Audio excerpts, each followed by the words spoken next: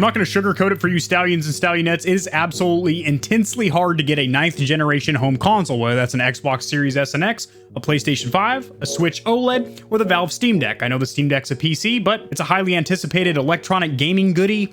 It's going to be scalped as well. But in this video, 3 things are going to happen. 1, we're going to cover the latest and greatest news as far as the silicon shortage and how hard it is to get a console. We all know that though. Secondly, I'm going to give you stallions the best methods that have been proven and have a solid track record of getting people consoles. And 3, I'm going to play devil's advocate a little bit here and say, do not always believe the news that you hear or read about these consoles, because there are hidden agendas that a lot of people have. Microsoft just said there's a delay at the manufacturing plant. One of the machines on the assembly line over there at the Sony headquarters is jammed up right now. They didn't grease the ball bearings. That means that 3,000 units aren't going to get delivered this year.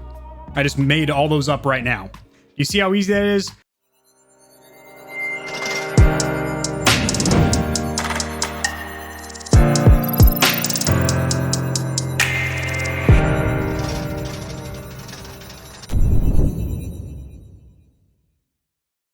Alrighty, Stallions, welcome to the Gamer Heaven. I am your host, AK40 Kevin. Sharing my screen, we do have an article pulled up, and this is from 2 days ago. This is from videogamechronicle.com, a pretty trusted journalistic platform. This will be cited or sourced in the description below, as I do anytime I cover any news in the gaming community or industry. So, the director in charge of semiconductor production said supply of chips will remain very tight until at least September next year. In some cases, we may find some customers not being fully served until 2023. And the report does specifically mention that video game consoles will be affected by the shortages. Some console companies have told assemblers that they may alter their circuit board designs to reduce the required components. For example, they mentioned the new PS5 model. I did do an entire video on that, as there is a lot of controversy around that. Austin Evans made a video, and basically the internet swarmed him and pinched and twisted his nipples. There's an entire video about that linked in the description below. I highly recommend you watch it. But these manufacturers, i.e. Microsoft, Nintendo, Sony, are talking about 2 possible solutions: altering hardware designs, which is definitely less than ideal. Anytime they're removing silicon,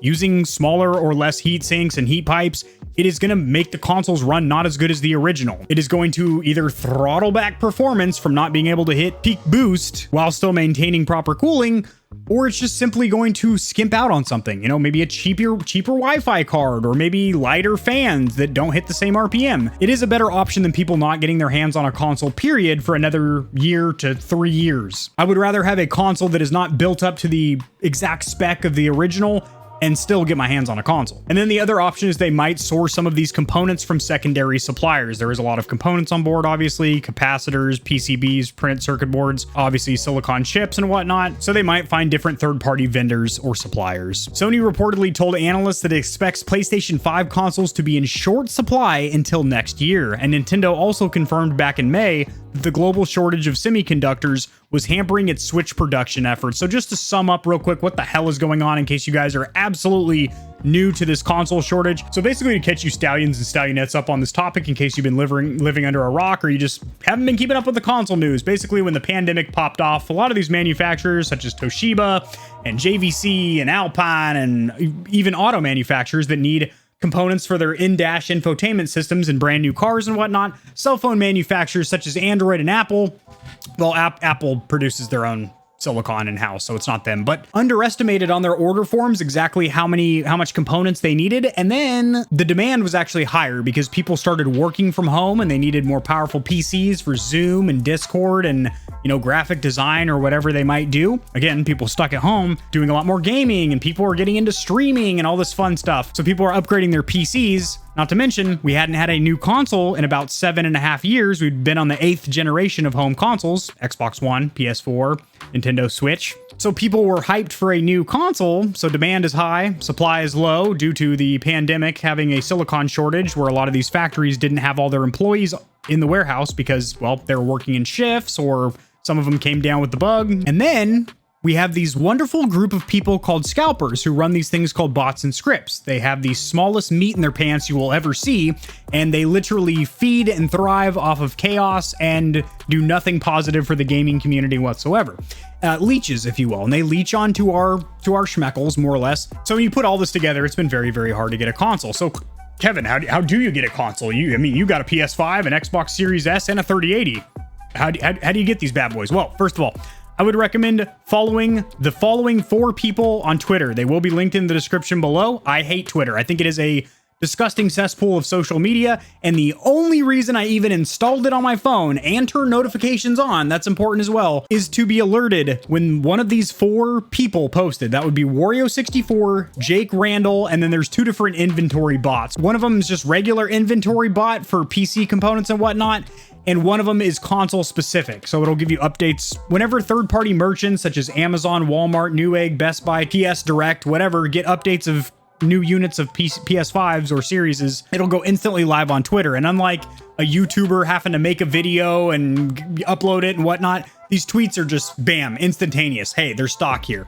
Then that's only part of the equation. The other part's going to be you need to have your shipping and payment information for all of these platforms saved. So you don't know if you're going to get a link to Target, GameStop, Best Buy, Newegg, Amazon, your mom's house. You don't know. So it's important to have your shipping address and your credit card payment information saved to those websites, because when you click on the link from Twitter, the clock is a ticking. Basically, you have to get through the sales funnel. A lot of times it does crash, unfortunately, like the Walmart page with the stupid little oh dear page. But sometimes you actually get through the initial few pages where you're on the landing page for the product, and then you get down to the enter your information. Then you get to the final confirmation page. That's an exciting time. And then when you finally lock it in, you should get a confirmation email. And then at that point, you should be good. You should have a console in the mail. One thing you want to do is if you get through the sales funnel, but you get the sold out notification right there on the last page, do not close that out and then start over from the very beginning, from the actual product landing page.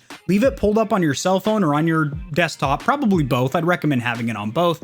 And then as soon as the new drop happens on that website, say for example, Walmart was doing 2-hour drops, or every 2 hours they would bring in a bunch of units. Then you can hit F5 on your keyboard, on your PC, that'll refresh it, or pull down from the top of your screen that refreshes it on a cell phone, and it should just pull you right back into where you were at that very end of the sales funnel at the confirmation or checkout page. That happened to me a couple times, and I didn't know this little trick, and my buddy told me that. He's like, well, dude, you could have already had a console locked in like week 1 because you already made it to confirmation where it said sold out right when you're about to check out, and you could have just refreshed from there. I didn't know that. I do now. The next little pro tip or bro tip would be if you are around any kind of a military installation and you have a friend, family member, spouse, or whatever that has access to the Navy Exchange or the NEX or one of those little army outlets or whatever, those depots, if you will. That's a great option. That's where I got my PS5, was at the Navy Exchange. Tax-free, which saved me about $30. It was actually $20 under retail. I think I got it for the disc version PS5 was only $480. Tax-free, out the door. Freaking awesome. So that's cool. If you have an acquaintance or somebody that you knew back in high school that joined the military, just pretend to be his friend for a couple of weeks so you can use his access to base to get a console. The next one would be to find a scalper on something like Craigslist or Facebook Marketplace, not eBay, because you want to get them local. Set a meeting place that's probably in a dark, dimly lit alley and whatnot, and take an aluminum baseball bat to their kneecaps. I'm just kidding. Don't do that whatsoever. That's assault. No, in all seriousness, I wouldn't recommend going through a scalper, period. However, I will say if that is an option that you are thinking about taking because it gets, you know, another 6 to 8 months down the road and you're like, I just want to play PS5, dude. I will say that prices with scalpers do fluctuate a lot, but they were down to a low of like $750 to $800 per console. That's a lot better than the $1,500 that they were asking for these consoles when they dropped. So again, I do not recommend you go to a scalper, and I always preach to my community here at Gamer Heaven, just give them an uppercut to the beanbags and walk away. That's it. And the very last thing that I want to talk about, I said I want to play devil's advocate just a little bit. A lot of times you are going to see journalistic platforms or YouTube channels make videos about the lack of stock about consoles, and unless they are citing their sources in the description, for example, 4 Twitter handles that I mentioned, as well as the article that I read to you guys, is going to be in the description below. If people aren't citing their sources, they're most likely making this information up for views, clicks, pass-through traffic on their website or their blog. The second thing you have to keep in mind is that scalpers might actually be starting a lot of these rumors to keep demand high. That sounds like some tinfoil hat, conspiracy theory, flat earth, anti-vax, hollow earth, people living in the heart of the moon stuff. But it's not. a lot of scalpers will literally create a sense of urgency by putting out like a Twitter blast or something like that and being like, I just heard that there's a huge silicon shortage and consoles might not be available till 2026 or whatever. And then gaming YouTubers that might not do quite as diligent as research as other channels, for example, just regurgitate this news onto you guys, the gaming community, as fact, when it really is not. So again, make sure that whoever you're watching on YouTube or you're reading their blog on a website, make sure they're